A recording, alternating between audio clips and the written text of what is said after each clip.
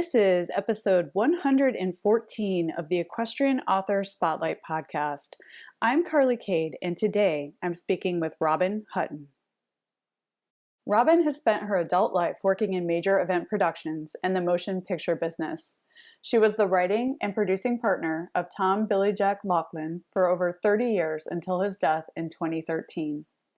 Currently, she is president of Angels Without Wings Incorporated, a 501c3 nonprofit corporation that spearheaded the development and dedication of 6 national monuments to Sergeant Reckless, the famous Korean warhorse. Her first book, Sergeant Reckless, America's Warhorse, was a New York Times bestseller, as well as the 2015 Equine Book of the Year from American Horse Publications and a 2016 gold medal winner from Military Writers Society of America. Her latest book, War Animals, The Unsung Heroes of World War II, was a 2019 gold medal winner from Military Writers Society of America. The heroes in this book inspired a new project, the Animals in War and Peace Medal of Bravery and Distinguished Service Medals. The inaugural ceremony for this medal was held on November 14th, 2019 in Washington, D.C. on Capitol Hill. This ceremony also launched the Animals in War and Peace Museum, a traveling museum to commemorate those war animals who fought side by side with our military war heroes. Saddle up for a conversation about animals in service, gratitude, and staying on the path toward our dreams. Now, let's get into the interview. Welcome to the Equestrian Author Spotlight podcast, a podcast featuring interviews with equestrian authors who love all things horses and writing about them.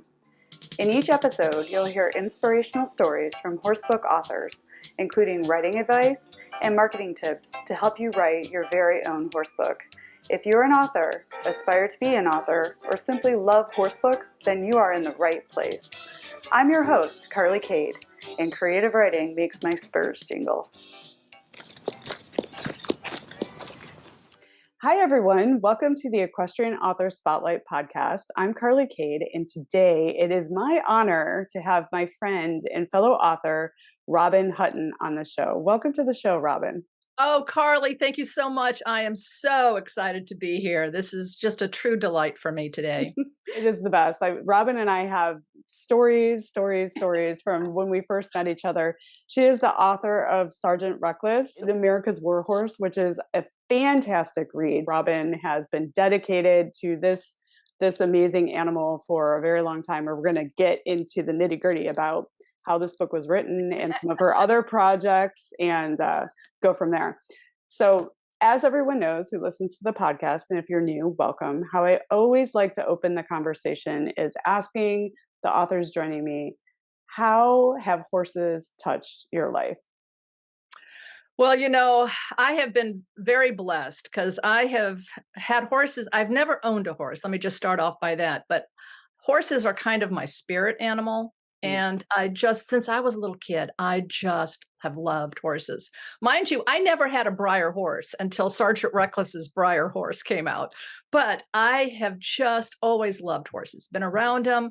My cousin, we'd go visit her in the summer times and, we'd go bareback riding and, through the farm. And it was just a delight. So I have just loved the being connected to them. And I tell you, my favorite show now on TV is Heartland. I've been binge watching and I'm trying to get to season 16 right now. And it's very difficult, but they just, even watching that, you feel good around them. My soul feels settled around them. I absolutely love it. And Sergeant Reckless has just been, this little pony has changed my life and ways we'll talk about in a minute. But, I am very blessed to have had that experience growing up and to be around horses now.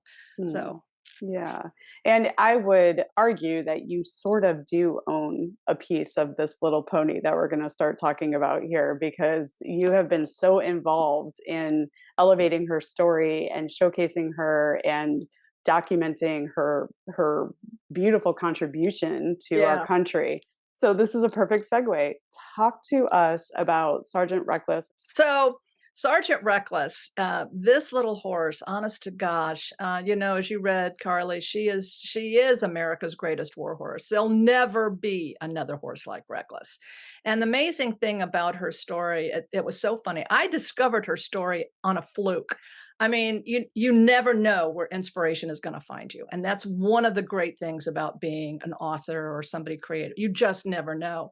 So I actually had writer's block, and I was working on a novel about horse racing, about it was a young adult novel. I'm still one day going to write this novel, but it's a young adult novel about this girl, this young 16-year-old girl who she and her mom rescue this horse. Her dad was a jockey and she was going to be a jockey. And anyway, she ends up winning the Triple Crown on this horse that they rescued. It's a really kind of a cool story. But I had writer's block because, as I said, I never owned a horse. So I didn't know, what do you call the tack? How do you muck out a stall? What exactly is laminitis? What is colic? I needed to, learn all about that stuff, right? And I love doing research. That is my favorite part of doing my projects, is because I'm learning, with this, and I'm hoping that my knowledge can come out then, and I can be able to get others involved as well. So I had writer's block, and I had this dream about this horse being locked in my closet, and I was associating to the dream and all of this. And the horse, when I was writing to this horse and telling him, saying, I love horses and blah, blah, blah, but I'm having writer's block. The inkling in my head said, go to your bookcase and pull off any book on horses that you have, and it's going to give you inspiration. So I had this whole bookcase on the horse racing, Churchill Downs and horses and Bach flower remedies, and Tea Touch, Tellington Tea Touch. I had all of these books, Monty Roberts, on my bookshelf. And I went and I pulled off Chicken Soup for the Horse Lover's Soul, because I thought it's a compilation of short stories from people that had horses.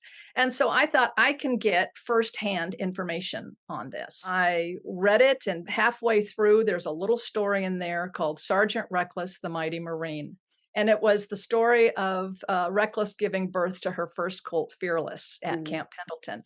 And it was a great story. I laughed, I cried, and in there were three paragraphs or so of heroics on her. It was just this amazing thing of what she did over in Korea. And I'm like, who's this horse and why have I never heard about her? Because I had Smokey the Cow horse books. I had Black Beauty. I had, all of these horse stories that Misty of Chickatig. It's been on my bucket list to go to Chickatig to see the wild horses, Me too.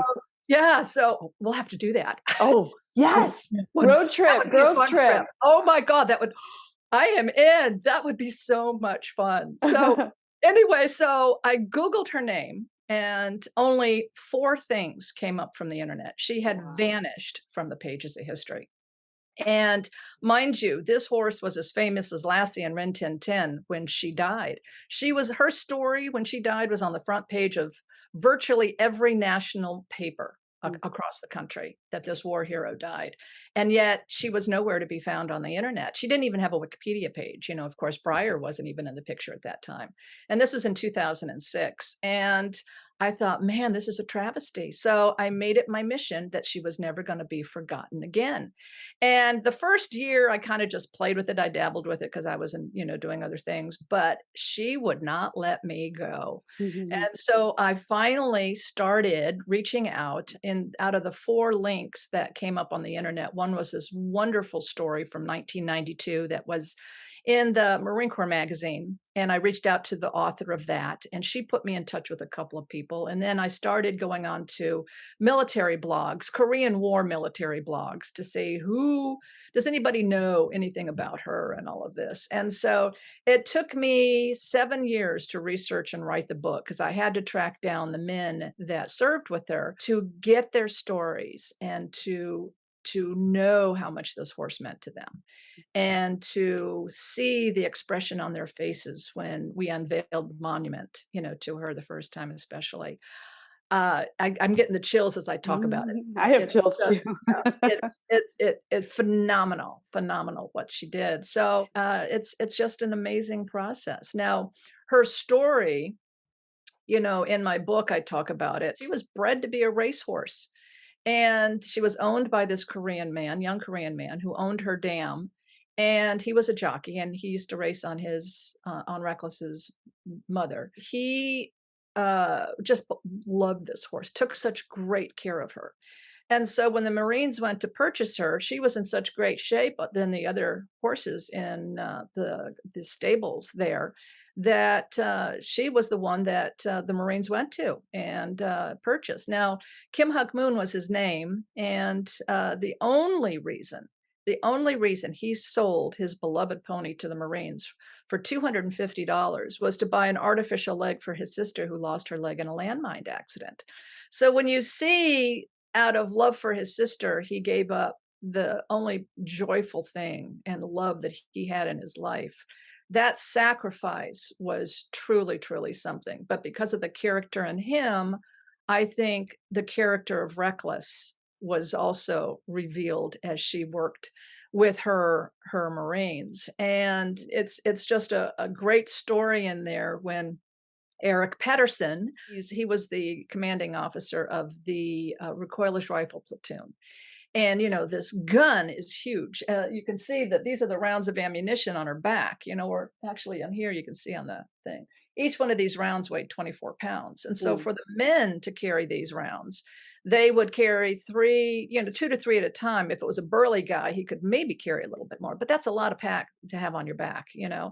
And so the gun, it took 3 men to carry the gun up the hills. And so for them to struggle through all of that, Pedersen saw what it was doing to his men, and he was a horseman.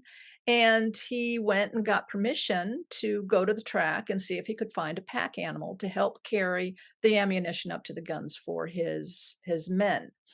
And so he got permission and he goes to the Soul track and he finds her. And he said she had the eyes of an eagle, when Mhm. he saw her, and she was so well cared for that he paid $250 of his own money for his men to have this. So it's just an incredible way of how she came to be a Marine when she was trained to be a racehorse, but she never raced because the war broke out in 1950, and that would have been her maiden year. Mm. She was born in 48. So it's amazing how she came to be with the Marines. Yeah, and thank you for sharing all that. And I think this horse had incredible heart, but so did all the people Question. that surrounded her. Yeah. Absolutely. No question about it. It was her heart. When she came into camp, a lot of them were excited about this, but some of them were saying, "Oh, great, another thing we're going to have to take care of." They're trying to make sure they take care of themselves out on the battlefield, but now they got a horse they got to worry about. But most people really loved the fact that she was there, and they trained her to get down from incoming fire, to run to her bunker when there was fire, to step over communication lines. She got so good with her handler, Joe Latham. She had such a bond and connection with him that he could be across the way, and the sounds of battle were just so loud you couldn't hear people speak. But he could give her hand signals, and she knew what he wanted of her. So that kind of connection, that bond, was something else. And I asked Bob Miller, who was a horse behaviorist, why Reckless was able to do what she did. Mhm. Because, as you know, horses run from this kind of chaos. They're like, yeah, I'm out of here. Mules, on the other hand, they'll stay steady to the course. But I said, how could she do what she did? Why did she do what she did? And he said, the Marines became her herd and she would follow them anywhere. Oh, And again, I got the chills with I that. know, I know. Oh my gosh, but you saw the relation. Now you have to take into account too, and this just kind of hit me recently. When she came to camp, she didn't know English. Mm. She was Korean, so everything she knew, everything she came into was foreign to her. So not only did she have to build a bond with these men, she had to figure out what the heck they were saying to her as Yeah. well, you know? And so but, they took such great care of her, and they absolutely loved her, and they let her sleep in their tents at night, and they let her eat in the mess tent, and she loved bacon and eggs, and she'd chase it down with a cup of coffee, and then she would sometimes have more than her share of beers, and a couple of times did stagger around like, a good Marine. She had her beers and would stagger around camp, but they just loved her and took just wonderful, wonderful care of her. Yeah, and that's another portion of the book that's so enjoyable is just the relationship with her herd of humans, and then her quirks. She was funny. I mean, she was smart, she was Was. funny. Oh, She was a Marine. I mean, it's just she had such a personality, yeah. Carly, and that was what really was so cool about this too, because when you really get to feel her personality, you can see why the men loved her so much. She was just a little flirt in a lot of ways, I mean, the one time when she goes in and they're playing poker and, she's it was a cold night and, the guys were in the tent, so she pushes her way into the tent and they're caught up in their game and she's kind of mad that they're not paying attention to her, so she kind of nuzzles over Joe Latham's shoulder and it's like, "Hey, what do you want me to bid here, reckless?" But it's like she's watching everything and he kind of fluffs her off, so he can get concentrated on the game, and all of this. And he wasn't paying attention to her and she just bit right down and chomped down on got about $30 worth of poker chips in her mouth. And that was just a hilarious kind of thing, but she just made herself known. She had full reign of the camp. She would they would tie her up and she'd get loose, and so they gave her full reign of the camp, so she could walk into the mess tent when she wanted, she could walk into their tents when she wanted. It was just amazing the connection that she had with them. And I think the wonderful thing about this story, and I love it that she was a mare Mm. because she was the only female in camp. And this is a true love story. It's not a buddy, it is a buddy story, but it is really a love story with this horse and her men. And she just had that special, special bond with so many of them. It's just a delight to read and see, and there are pictures that they sent to me, so many of the personal Polaroids that were sent to me. I mean, every time I'd get an envelope, I'd tear it open so quickly, and it's I, I'm just very blessed. You know what I love about this conversation is that you paid attention when the universe provided you with a moment where you were like, there's only four things on the internet about this incredible animal, and then you just followed the Right, trail, and right, and look at all the amazing beautiful things that have happened. You told her story, you got really involved, you were continuously involved in elevating her story. So I feel like life provides those little sparks, but if you no don't pay question. attention, then it's like it's missed. But I love how you said it kept calling you forward and calling you forward. And now the excitement of opening the envelopes of Right. the men who surrounded her. I mean, Yeah. what an incredible journey. It really is. It's just amazing. Yeah. And one thing that's really interesting is how was it starting to get involved in writing about the military? Did you have a knowledge of that going into it, or was that a new space for you to That walk into? that was also a new space for me to walk into. Now, my dad was a World War II veteran, but I was never really involved in anything with the military at all. But now, and it's really amazing when you think about it, that her story, nobody knew her story, even Marine Corps, the Marine Corps people, the Marines at Camp Pendleton, the bases, nobody remembered her story, nobody knew her story. So I made it my mission to bring her back, and one of my greatest achievements with this story, besides being on the New York Times bestseller list, which was just awesome, is the fact that my book made the Commandant of the Marine Corps' professional reading list. Hmm. And that's a selection for Marines, that selection of books that they must read in order to advance to their next promotion. And so that's one of the stories that the Commandant of the Marine Corps loved this story so much and knows the history and knows what part she played for the Marine Corps that he felt compelled to add that to his list. And so my life has changed because of the relationships I have developed with the military. I am so grateful for all of that. And what I love the most about Sergeant Reckless's story is that it doesn't have a like a sad ending. Like Yeah, she made it through the battles. She came back to the US and she was celebrated and she had offspring and she stood up in parades and she right. was center stage. Do you want to talk a little bit about like the Yeah, happiness, because yes. a lot of these stories, you're going to read it and you're like, "Oh no, does she I know, die?" But she doesn't. I mean, she right. has an amazing, amazing life. Yeah, and it's really funny, Carly, that you should mention that because some people have before they read the book, because they knew this horse was in war and all Mhm. of this, and it's like, "Well, does she die?" And I'm like, "Well, this did take place in the '50s, so yes, eventually Yeah. she's dead now, but no, in the wartime, she did not."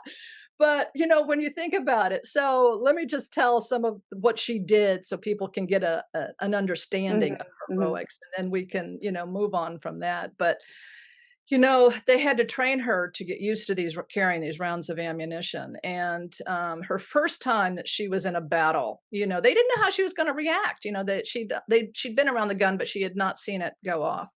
So, because they couldn't waste the rounds of ammunition. So they take her out and they got her lashed down with 4 rounds. And the first time, this gun is called a reckless rifle. It's a recoilless rifle, but they call it a reckless rifle because you had to be a little reckless to be associated with it.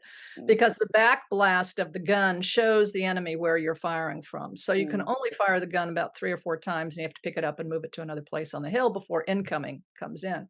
So it was a very dangerous weapon in that regard, and you had to have a little bit of a reckless attitude to be associated with it, they say. mhm, So that's why they named her after the gun. They named her Reckless after the gun.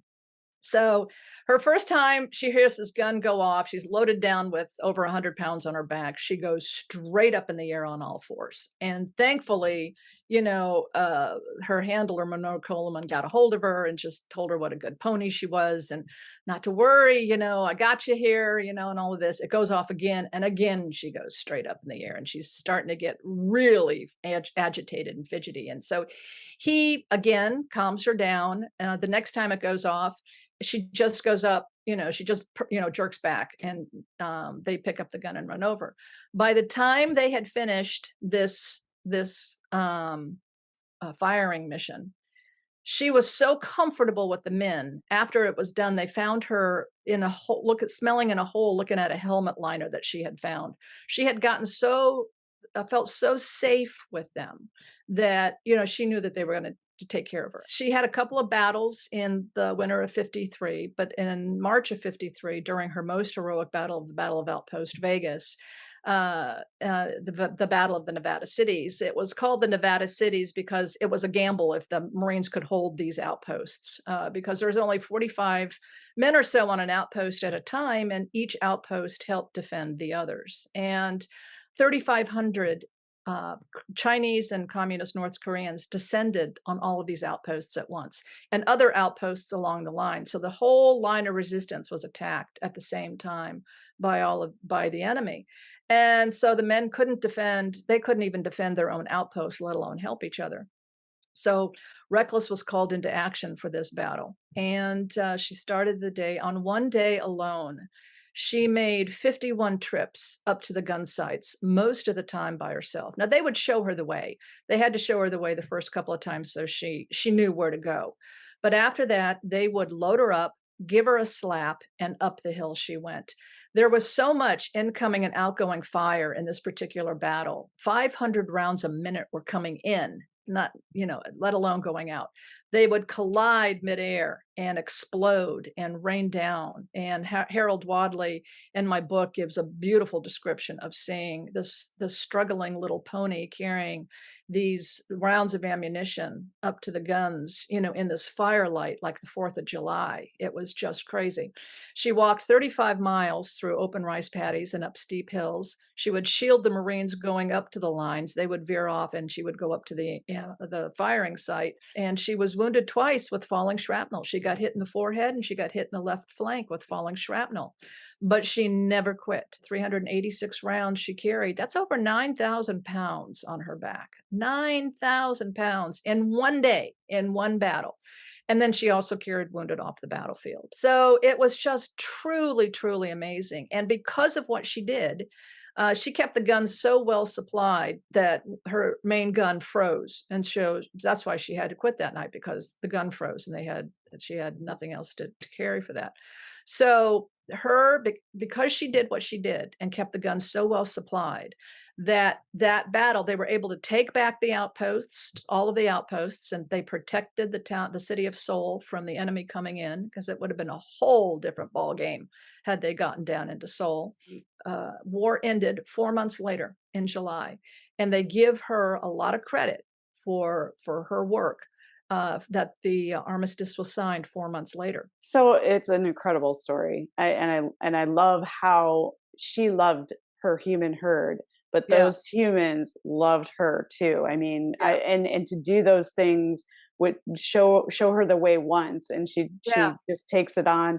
And then the noise. I mean, I can't even imagine. Like, horses don't like loud noises and yeah. blowing up in Right? lights, and she did it. She did it anyway. It's incredible.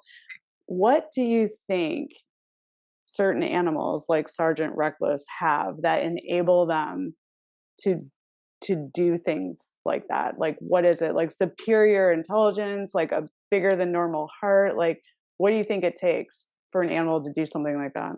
You know, I've with the work I'm doing now, I have been learning stories about amazing dogs and Mm. pigeons and horses that have done, and in today's battle with the warfare of today, it's really, really interesting to see. But the dogs that go out there today in Afghanistan, the Belgian Malinois and the German Shepherds, part of it is, I think, the breed.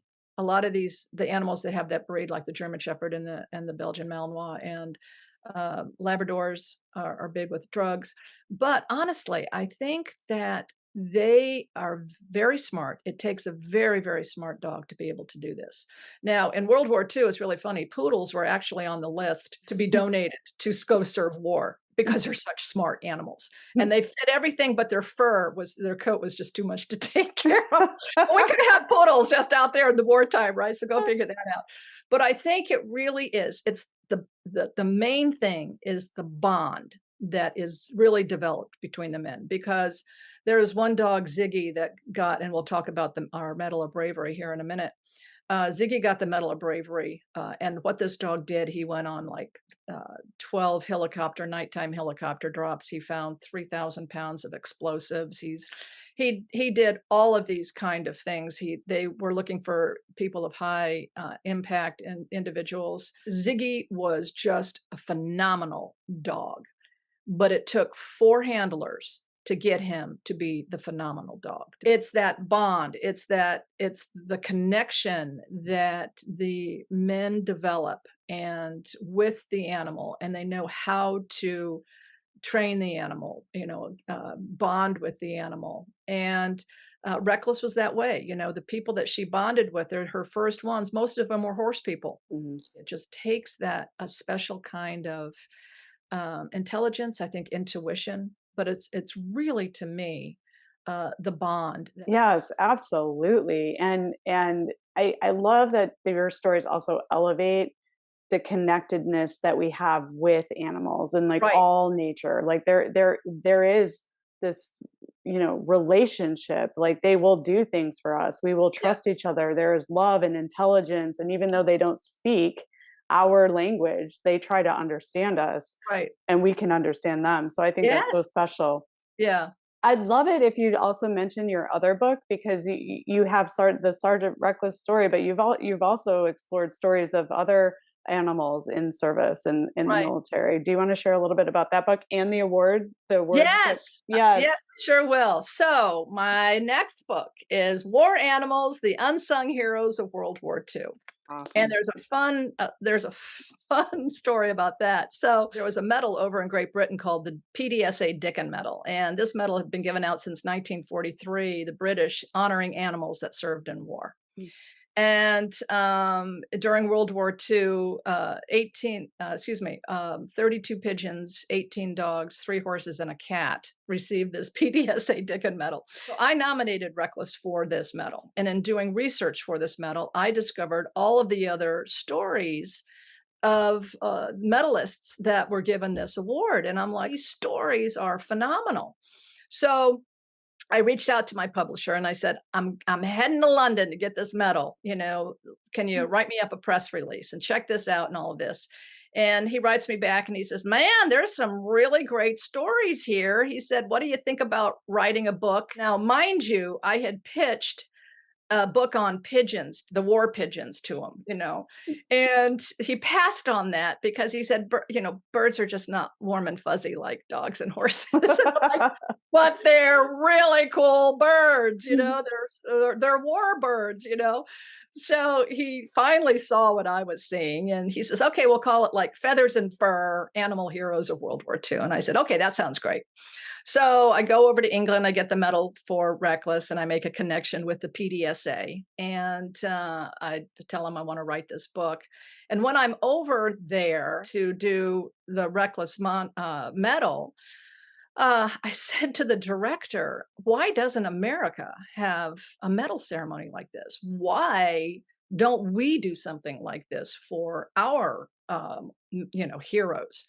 And that was the first seed. It's amazing. You just never know the path God's going to take you on. And I wrote my book, did research. I had to give, an American angle to it. Mm. So it was wonderful because then I got to, as I said, I love doing research. So I went to every archives, military archives I could go, Marine Corps, Coast Guard, Army, Signal Corps. I went over to London and went through all of there. They gave me every piece of material they had for their on their animals that they served. And it was just an amazing thing to write about these incredible, incredible stories. And so now, we have with my nonprofit that built 6 monuments to Sergeant Reckless around the country. Started off with one in 2013, and now we have 6, the last one being at the World Equestrian Center in Ocala, Florida. We're so blessed to have these monuments. And actually, there's a lot of things now that I'm trying to do, but our medals are first. And 2019, we honored 8 animals with our Medal of Bravery. The same jeweler that makes the medals for the PDSA Dickin Medal, and he's also was the Monarch's jeweler. He's going to be doing all of the jewelry for King Charles's coronation. Oh, wow, Yeah, that's so it's really cool. this guy's really cool. He's a Yeah. fun asset to have. So, but he does beautiful medals that we make. And in 2019, we honored 8 animals. So we honored her, 2 pigeons, and then 6 dogs in that first medal. And members of Congress do present these medals now through us, but we're trying to get these to become congressionally mandated awards, so that it is a congressional process to elect and nominate and select these animals, and then they get presented with these medals. We have a resolution that dropped in the House in February, and we're going to be dropping another one in this coming February, where we had 11 co-sponsors, 12 sponsor and 11 co-sponsors in Congress, and this one we're shooting for 25. So it's going to happen, everything on a timetable, I just believe it. We're now in the selection phase. We have 16 nominees for our next set of medals. And I'm going to be after these medals are done, I'm going to be writing a book on the first set of medalists. So everybody will have their stories. But if they go to animalsandwarandpeace.org, They can see the stories that we've done so far. This last ceremony, I did videos on the stories, and so that's a lot more fun to get a visual and have the handlers telling the story Mm. uh, about their wonderful dogs. And so it's just very very very very blessed. Oh, I'm so inspired. Thank you for the work that you're doing and telling these stories that sometimes can get forgotten, right? It's like Right. humans are not alone in this. We have Right. animals that assist us. Like they help us build the things that we build or win the wars that we want Right. win. And technology is starting to take over some of those roles, Absolutely. but they were a big part of helping us get where we are today. So, They they are, and I love this term, they are force multipliers, mm, and they bring to the team, to the unit, things that the men can't do. They have that sense of smell, and I don't care how many robots you build, that sense of smell and, just that, energy, dedication to do the fight. But I love that term force multipliers. It's cool. It's so couple questions. Like I always love to ask these questions because everybody has a little bit of a different perspective. I mean, this is what you're up to is so much bigger than just having written a book. I always usually ask like what's the best part of being an author, but then what on the flip side, what's the most difficult part? Mhm. What for you, because you've taken on something so huge. I mean, obviously we've heard like all the really awesome things and you're just following it and it's been a positive thing and you're elevating these stories and you're meeting awesome people. There's so much good. Has there Right. been anything that's been challenging about taking on this role as like the advocate for war animals and in particular Sergeant Reckless? The main challenging thing, I think, sometimes I can't find enough hours in the day to get all my work done. That's the biggest thing. The second challenging thing is if I can find a way to monetize what I do, I would Mm, be really sitting pretty. But that will come again.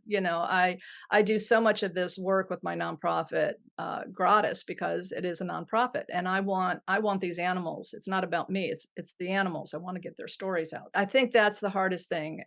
Also, like with the when I'm raising money, sometimes that can get challenging. For the different monuments. And there's a interesting story about when I was raising money for the first Reckless monument. I was doing it at a time when my book hadn't come out, so nobody really knew her story. mm, So you're raising money on an animal that nobody knows. And I mean, Breyer wouldn't even touch me with the Breyer horse when I first reached out to them in 2010. And then my YouTube video came out. They still didn't bite. But then when Cowboys and Indians magazine did an article on it, and I provided the pictures for it, suddenly my video readings were viewings went from 7,500 to overnight 75,000 to wow.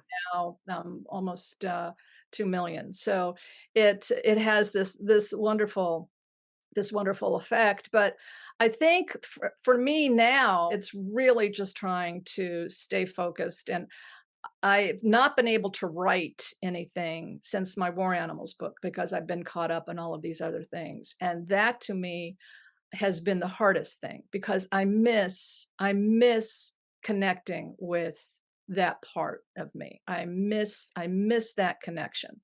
And it's hard sometimes because my theme now is unsung heroes, and that's kind of the brand that I'm wanting to build and talk about with and spreading these stories are the unsung heroes to give them a voice. And Mm. the animals, they had no voice, they had no choice, but they still fought valiantly beside the men and women they served with.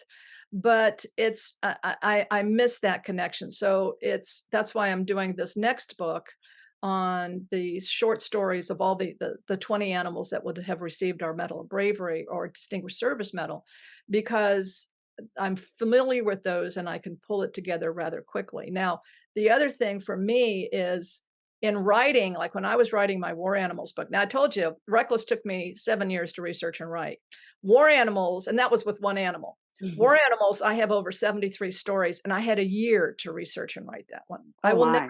I will never do that again because for me, I like diving into the story. I loved the research. The research takes so much time, but it's that gaining that knowledge, that is so exciting to me. I love it. And when you find something new or find that photo that nobody's seen or something like that, it's just incredible.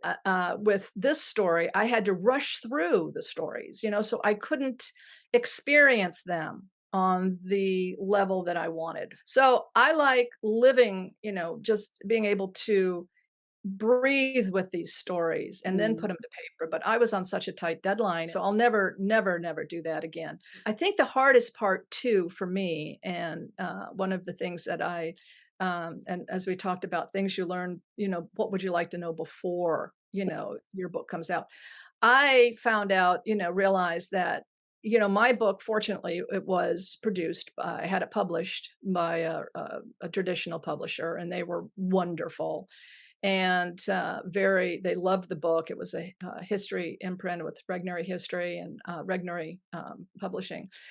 But you don't realize as an author, you think once you get that traditional house that you are going to be set, it's going to get out there. But you have to be your own marketer. You have to be your own press person. You have to do so much of the work. They will, and I don't care how big a publishing house you get on your first book, you have to really do so much. You have to do all of the work because they will give you maybe 2 weeks, maybe a month of support, but then they're off to their next, writers that are more popular than you, bigger writers than you, and their book's coming out next month and they've got to get on that. And so that's the next, series of things they're working at. So self-publishing today has become such a great thing. I was going to self-publish Reckless's book if I couldn't find a traditional publishing house, because I felt her story held such merit that it was a natural. It would be a natural to get it out there. And I was staying with my oldest friend in Washington D.C., who was a children's book author. Her name is Cheryl Shaw Barnes, and Peter Barnes is her. She and her husband Peter wrote these wonderful stories, and you should really check them out because they're great. It's about a little mouse, and they talk about Washington D.C.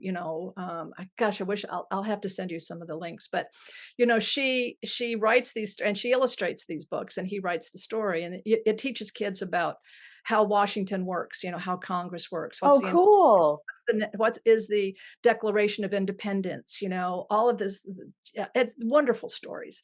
So we've been friends since I was 4 and she was 5, and our moms ran a modeling agency in Washington, D.C. back in the 60s, And so she happened to work at Regnery, and I was breaking ground on my monument to Reckless and at the National Museum of the Marine Corps in 2013. And she reaches out to Alex Novak at Regnery, and she said, "My dear friend is in town. She just broke ground. Check this story out." And he loved my website. And he said, "Can she come in?" And I was leaving the next day, but I changed my flight and took a later one and went in and met him. And he says, "Give me a proposal. I'll have an answer in 2 weeks." And so by that time, my monument had come out, and it was a huge splash. And as I said, nobody knew her story back in the day, and it was hard at that time raising money. And my mother loaned me a big amount of money to get that monument done because I knew as soon as people saw it, I would they'd want to be a part of it. And sure Mhm. thing, I'd borrowed 45,000 from her. And when the monument was unveiled, that was on July 26th of 2013. And by the end of August, I had my mom paid back. I had Jocelyn Russell, the artist, paid off. And I had people that wanted to find out when's the next monument going in, Oh, because they saw it. It was mhm. real, and then so my book deal came together and my book came out a year later.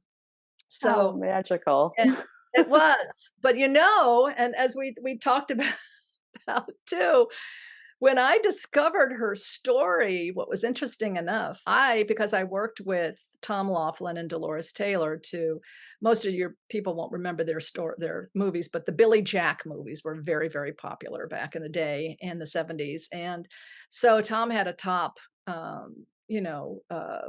agent in the business. And I thought this should be a movie. When I discovered her story, I'm like, Why hasn't there been one movie, three remakes, a TV series, something on this horse? Because it's just a stunning story. And so I thought, okay, so I wrote the screenplay first. And in 2009, just as I was going to pitch it to Tom's agent, who had top agent at the time, Spielberg announces War Horse, and I can't get a meeting. Can't get a Mhm. meeting. And so I'm reading the fact that, okay, Steven Spielberg is doing, and I thought he had my war horse. I didn't. I'm like, I started hyperventilating. Carly, I jumped up. I'm pacing the house. I am freaking out that he's doing my story, because my book hadn't finished my book. I hadn't done anything on it. And I'm thinking, yeah, Steven Spielberg would be the one person to know this story, right? But thankfully, it was on Michael Morpurgo's book, and it was based on the London play War Horse. So it had nothing to do with mine. It was on World War One. But even today, as I have to pitch this story, I have to pitch it Sergeant Reckless versus War Horse. But when it happened with Spielberg, I said, "Okay, God, not on your timetable. I will get her monuments built. I will get her book out there. I will show Hollywood that there is a demand for this movie." And that's kind of where we are now. There's been enough time, and I'm now starting to wanting to shop the script, sell my book rights to get the movie made, try to get it done, because her story really does need to be told. And she is such a unique individual. It will be so different from Warhorse. Uh, Mhm. that's not even, because she brings such wonderful character and joy and comedy relief on her Mhm. just because of who she is. She eats her blanket on the way home on the Oh, way yes, that was the oh best. my gosh, what the dickens, she is crazy.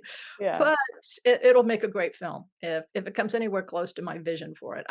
I see this movie so clearly, Carly, that I can almost tell you what I'm wearing to the premiere. I mean, that's how clear I see it. There's power in visualization. I mean, I Yes. know this is gonna happen. I mean, look at what you've created, like a Yeah, story that had 4 links on the internet to where it is today, and millions it now, stayed the course, but it's because of you, Robin, that's the Yeah, interesting thing. The book deal didn't make all this happen for her. You right. did.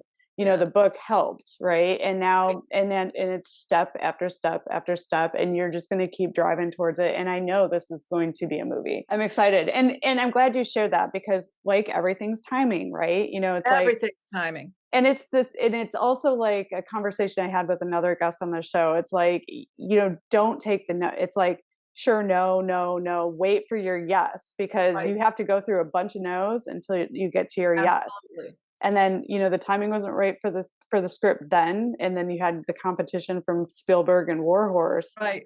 but it's the journey never stops. If you clearly No. see this thing, you can get it pushed through, so you're staying the course. I like to say it's not no, it's just not now. Right. And that's where the no comes in, not now. Yeah. And so, you just have to stay on when you believe in something.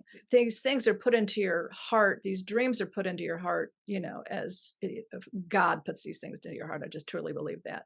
And I really feel that he made me the vehicle to get this story out, because she was in Life magazine as one of our all-time greatest heroes in 97, and yet her story still did not pick up.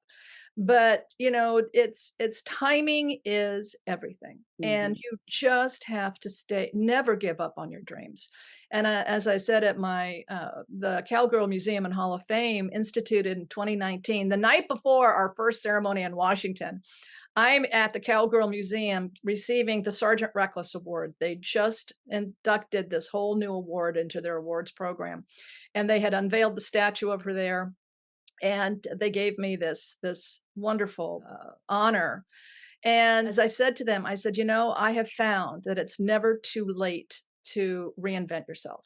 Oh, It's never too late to change course if you just trust in your heart what you're doing, and knowing that you got to get past the no's. You got to get past other people trying to take what you've built and run with it. And think you get to a point sometimes where you're trying to defend what you built and others are trying to take it from you. It can be very, very hard.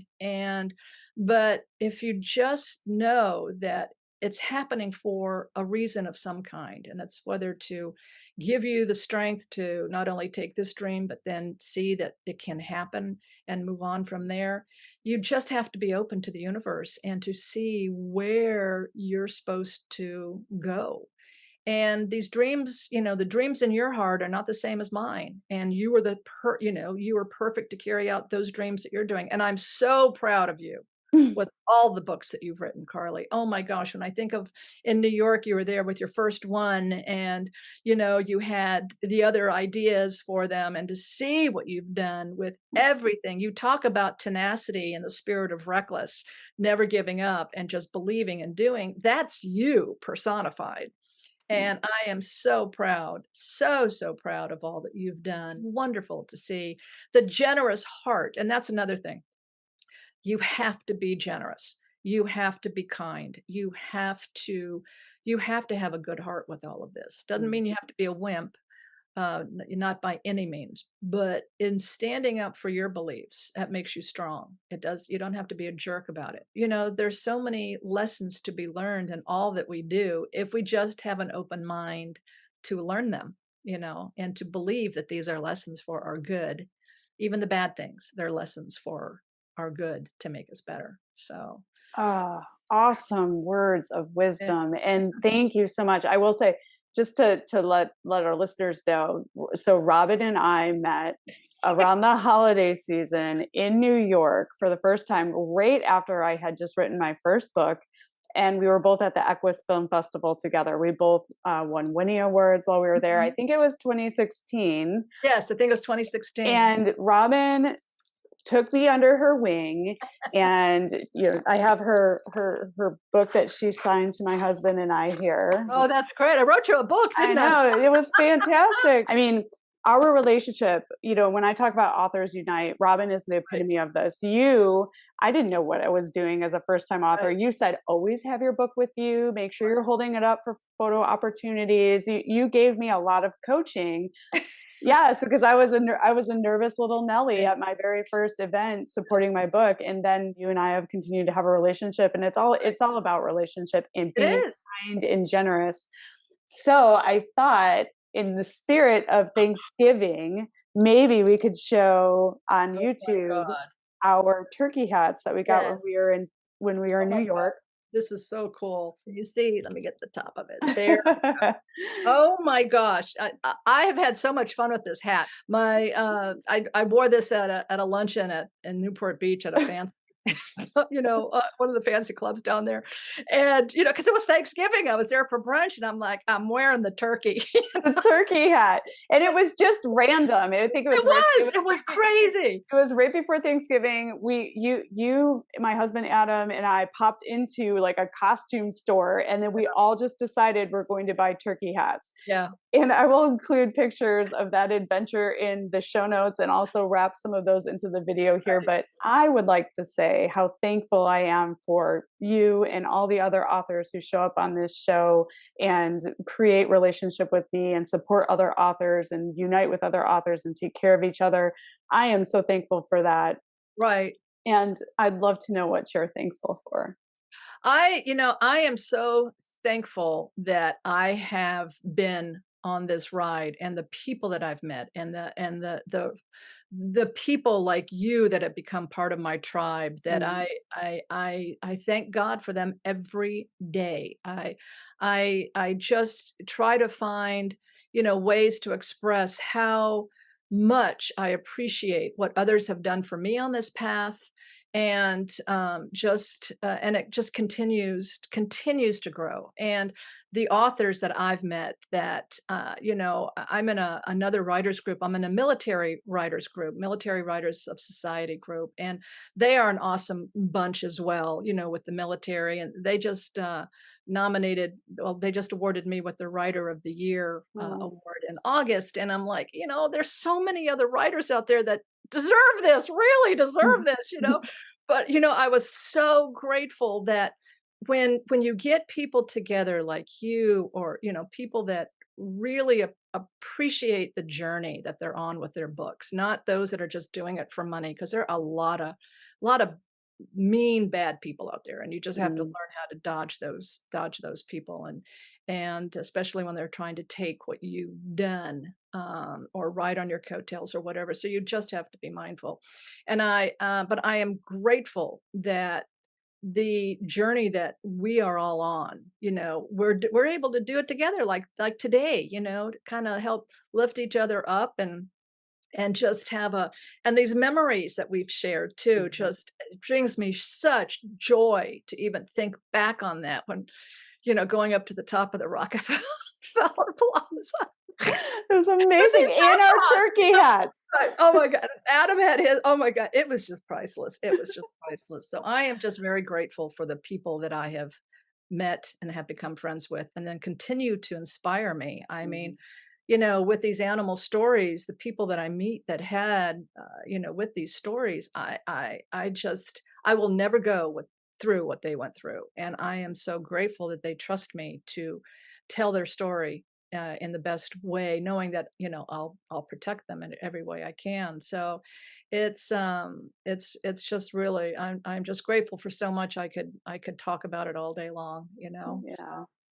Me too. And you, everything that you do is full of gratitude, and I hear it in all the stories you tell, and I hear it in your books. So your gratitude is very clearly expressed into the right, universe, and I appreciate that about you. But it your message of kindness and doing it with a good heart is so important, because think about our journey. I had just written a book. I didn't know what I was doing. You shared with me like your knowledge, took me under your wing. We became friends, but we run into each other in lots of different spaces and yeah, places. Like yeah, I was at Briarfest, you happened to be at Briarfest, and then we yeah, reunited there. So it's like people aren't one and done. People right, like, right. especially people you meet in like a career Oh class yeah, or in the horse world. So be kind, and yes, remember that people will appear in your life at different places. So, leave them feeling wonderful, right? yes. That's the most You know, important thing. people come into your life, I believe, for a reason or a season, or they'll become part of your tribe. And Hmm. so you just have to know that. And then the relationship, you'll see, how this all comes together. And you really, that's why you just have to be good to people. How do you Hmm. want to be treated? The old golden rule, do Yeah. unto others. That's so true. And one of the things I also like to say, it's you can be, in your kindness, you can be pushy Mhm. in trying to get your product. Don't be complacent, Right. but being pushy, because you have a great thing to offer. Some people might not see it at first, but boy, they're sure grateful when they do, see it. And, but you just have to keep it going. One of your questions I remember was, what inspirational book did I read lately? The one book that changed my life was, before I even discovered Reckless's story, it was written by Marcy Shmurnoff, who actually did The Secret. She was one of the writers on The Secret. I love that book. And, yeah, and I had never heard of The Secret, but she wrote a book. It was called Happy for No Reason. Mm. And I was going through a very dark time. This is like in the early 2000s. I'm wasting my time. I'm feeling, I'm not doing what I should be doing. I'm not growing in what I want to do. I didn't know what I wanted to do, and I was kind of stuck.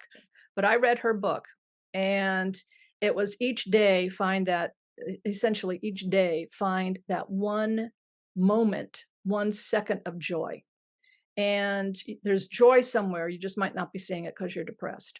And then after a while, look for, 2 moments of joy. And really, that you have to start finding joy.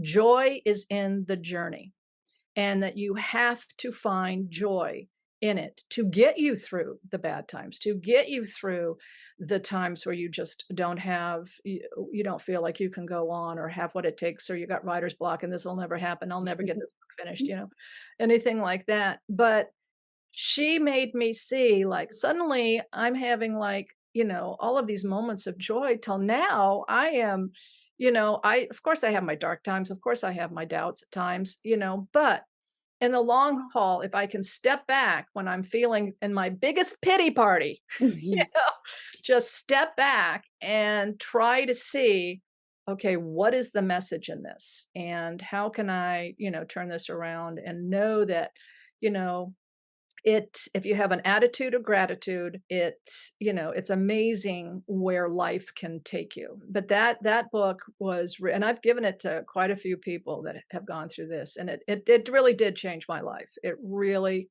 really did change my life. I will Yeah. link to that book in your show notes for sure so Yeah. people can get directly to that. Yeah. And, Robin, I so appreciate the gift of your time. This has been an amazing conversation. I know because we're friends, we could probably Right. talk for 30 hours. But Right. I would love for you to let listeners know where they can find more information about you and your books and the great work you're doing with your nonprofit. Oh, Let great. people know where they can find you and your books. Information on me is at robinhutton.com. That's pretty easy. For Sergeant Reckless, you can go to sergeantreckless.com and learn all the stories about her. And then my latest website is animalsinwarandpeace.org. But if you just type in waranimals.com, it'll shuffle you over to that. But it's animalsinwarandpeace.org. And that is all of the medals that we're doing, the monuments we're building, the museum that we want to do, and the resolution to make these congressionally mandated awards. And our next medal ceremony is actually going to be in March of 2023. And we're in the process now of picking our next 6 heroes. So Oh. it'll be fun to put those up there in the next time. But yeah, check it out, animalsinwarandpeace.org. So exciting. And I'll make sure to link to those places in the show notes. And Great. I imagine people can, through those sites, get to you on social Contact me. media. Yes, Yeah. absolutely. You can find me on Facebook, and we have a Sergeant Reckless official fan club, and then we have an Animals in War and Peace page too. The Sergeant Reckless fan club on Facebook is awesome. Yeah, Lots they're a of good bunch lots of of people. engagement and Yeah, stories and the yeah, monuments and people are sharing pictures. It's a great space. yeah, So yeah. yeah, Oh, thanks, Carly. It's great. well, and I just adore you. Oh, Thank I you. adore you too. Oh my It, God, look at us. I We just know. look so cool. We are rocking and girlfriend. No, and thank you for being just a blessing in my life and for Oh, supporting you my are author blessing mine. dream and doing the work that you're doing. I'm just so proud of you and inspired Oh, by you. So back and at you. thank you for coming on the show. I can't tell you how much I appreciate it. Oh, honey, thank you. And please give my love to Adam and Jamie and the kids. And really, thank you. Anytime, I'm here for you. You know that. So this has just been too much fun. And I'll see you at some event somewhere. Yes, for I can't wait. sure. We'll raise a glass. Authors unite and happy Indeed. Thanksgiving, Happy Robin. Thanksgiving to you too, honey. Happy holidays. Thanks for joining us this week on the Equestrian Author Spotlight podcast. I hope you enjoy these Q&A sessions with wonderful equine authors who love all things horses and riding, just like me. Visit my website, carlycadecreative.com, where you can read the show notes, and make sure you never miss a show by clicking the subscribe button now. This podcast is made possible by listeners like you. Thank you so much for your support. Want a free guide to secrets of horsebook authors? Gallop over to carlycadecreative.com/wisdom to have author advice delivered instantly to your inbox. If you are an author who writes about horses and would like to be spotlighted, please let me know. Visit my contact page at carlycadecreative.com to fill out a request. I'd be happy to have you on the show too. Thank you for tuning in to the Equestrian Author Spotlight podcast. See you next time. I'm your host, Carly Cade. Creative writing makes my spurs jingle.